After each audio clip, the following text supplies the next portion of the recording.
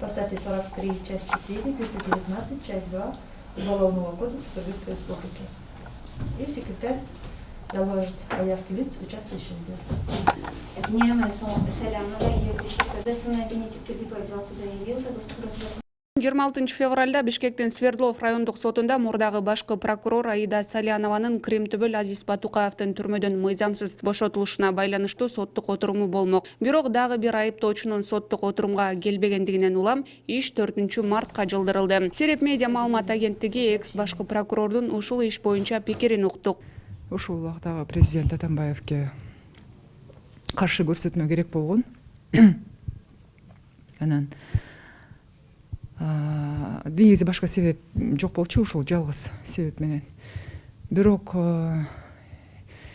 эмнегедир аягында ушул 73 күн аягында жана келишим түзүлгөндө мен берген көрсөтмөдө Атамбаевке каршы деле көрсөтмө жок да. Анткени мен берген көрсөтмөнүн баягы маңызы бул мен башынан айтып келаткан маалымат. Башынан айтып келаткан. Мен Батукаевдин бошоп кетишин, ал бошоп кеткенден кийин билдим деген сөздөр дагы ошол келишимде жазылган да.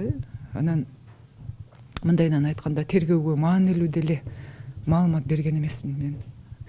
Бирок ошол өзлөрүнүн баягы мыйзамсыз кармап жатканын билгендиги үчүн деп ойлойм мен. Ошол баягы формалдуу повод болду чыгарганга. Анан ошондой көрсөтмө негизинде чыгарган да. Актуу өкүм менен бүтүш керек. Анткени сиз туура айтып атасыз, мен башынан эле эч кандай күнөөм жок деп айтып келатам. Мага эч кандай эч ким эч качан указание берген эмес. Мен Батукаевдин бошоп кетишине эч кандай тиешем жок, кеткени жөнүндө кийин билдим деп башынан айтып келатам. Ошол айткан маалыматты мен башынан аягына чейин эч бир тамгасын, эч бир сөзүн өзгөрткөн жокмун да. Бүгүн да ошону айтып келатам. Күнөөмдү бул жерде эч кандай күнөөм жок деп келатам. Ошо болгон процессуалдык документтерде дагы мен ошону жазып келем да, ушуга чейин. Анан эмне үчүн мен жанагы мындай маңызсыз жанагы сделка со следствием баш тарттым. Анткени мага ушу процесс керек болчу. Анткени билесиңер, сделка со следствием болгондо процесс болбойт да. Мындай упрощенный порядок бир 15,5 саатка жетпеген убакыт менен чечим чыгып калат да. Мага толук кандуу процесс керек болчу. Анткени биз күбөлөрдү чакырышыбыз керек болчу. Мага көрсөтмө берип аткан адамды суракка алышыбыз керек болчу сотто. Анан болгон материалдардын баарын изилдеп чыгышыбыз керек болчу да. Сот менен, прокурорлор менен чогуу ачык процессте изилдөө болуш керек болчу. Ошол изилдөө болду. Ал сурактардын баары өттү. Болгон күбөлөрдүн баарын сурадык. Анын ичинде жана мага каршы көрсөтмө берип аткан Акматалиевди дагы сурадык. Ал бияка коркуп келген жок процесске. Анан нарындан берди да, онлайн допрос болду. Бияка ошо келинге дай алган жок. Анан болгон суроолорубузду адвокат экөөбүз бердик ага.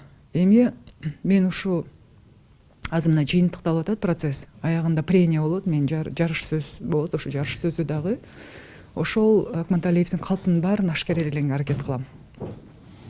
Калптын үстүндө калп, бир сөзүнө карама каршы келген көрсөтмөлөр менен, ушундай көрсөтмөлөр менен мени сиз айткандай 2 айдан ашык камаган да. Ошол эмне деген көрсөтмөлөр, бул ишти кандай фабрикация кылышкан, мен баарын далилдегенге аракет кылам ушу жарыш сөз болгондо. Ошол үчүн мага ушундай толук кандуу процесс керек болчу да. Анан ошонун жыйынтыгы менен жана күбөлөрдүн көрсөтмөсү, анткени бияка Атаханов дагы келди, Бекенов да келди. Биз Салянова жөнүндө такыр уккан эмеспиз деп. Экөө айтып атат, ошол спецоперацияны экөөбүз баштаганбыз, экөөбүз катышканбыз деп показанияларды беришкен да экөө тең. И операцияга, ошо спецоперация ким катышкандардын баарын дагы ошо 2 адам билет. Анан 2 адамдан башка эч ким айта албайт анычы. Анан ошо 2 адамга суроо бергенде да биз деги эле бир жерден дагы эч кимден, эч жактан Салянова деген фамилияны уккан эмеспиз. Биз өзүбүз да эч кандай жолугушууларды өткөзгөн эмеспиз. Эч кандай суроолор менен бул кишиге кайрылган эмеспиз деп ушундай көрсөтмөлөрдү берди да сотко келип.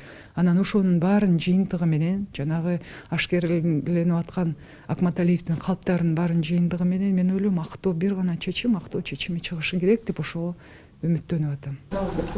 Ал эми Елисеевдин адвокаттык лицензиясын мыйзамсыз узартуу боюнча жаңы жагдайлар каралбагандыктан ал иш боюнча дагы күрөшөбүзбү деген суроо салдык. Дагы бир суроо дагы, бул башка иш боюнча жана Елисеевдин адвокаттык лицензиясын узартуу боюнча дагы сизге соттун өкүмү чыккан, ошо кызыңыздын жашы жеткенде өтөйт депчи. Анан бул иш боюнча дагы күрөшөсүзбү алдыда? Анткени жаңы жагдайларды карабайбыз деп ойлойсузбу? Эми жаңы жагдайлар боюнча негизи чек жок. Канча жаңы жагдай ачылган сайын улам сотко бере берсек болот. Бүгүнкү күнү дагы соттун кароосунда дагы жаңы жагдай турат.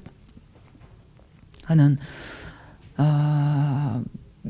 акыры мыйзамдуу чечим чыгат деп мен терең ишенем.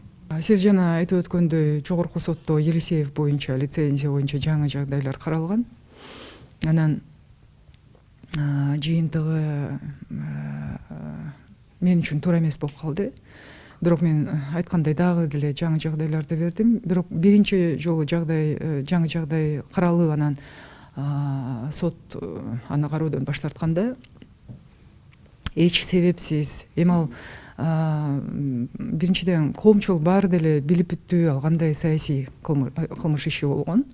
Негизи кылмыш дагы жок, эч кылмыш эмес, ал жерде баягы тартиптик дагы жазага тартуу мүмкүн эмес да. Ошол Минюстун сотрудниктеринин баары келип айтты, мыйзамдуу болгон, мыйзамдуу болгон деп. Анан биз биз жаңы жагдайды берип атканда биз адвокаттарды тапканбыз ошо Елисеевдин убагында, Елисеевди эле процедура менен, так эле ошондой процедура менен жандандырышкан да лицензияларын. Алар бизге объяснительный жазып берген. Бизден эч кандай документ талап кылынган эмес, бул автоматтык түрдө болот жандандыруу депчи. Анан эми ошондой жаңы жагдай менен ал жерде бир гана эски чечимдер бузулуп, жаңы чечим чыгыш керек болчу да, актоо чечими. Анан чечим чыкпай калганда мен эң биринчи баягы келген ой, мен муну билдирүүдө жазгам, бул саясий өч алуу башталды деп ушундай билдирүү жазгам. Бирок мына азыр процесс болуп атат. Жаңы жагдай дагы жогорку сотто каралганы турат.